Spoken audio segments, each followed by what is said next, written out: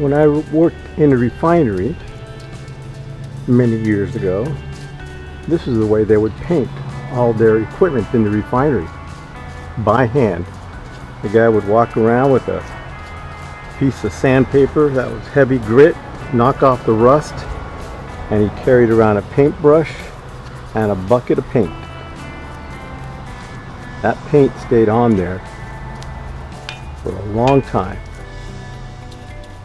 And I talked to the guy, and he told me, hey, you know what?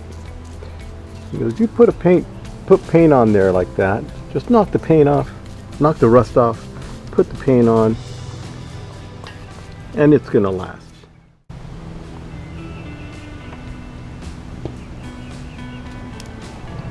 And they had brought that refinery bit by bit, piece by piece, pipe by pipe from Germany after they won the war. Some Germans made some high value stuff. The US brought that stuff over here. Just like the London Bridge in Havasu, they brought it over piece by piece and reassembled it over here.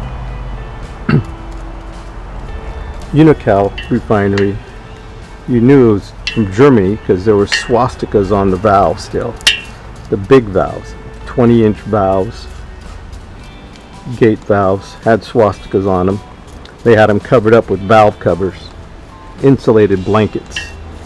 You could take the blankets off and still see the swastikas on the valves.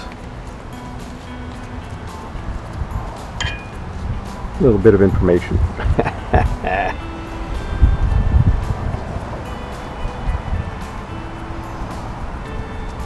Little FYI.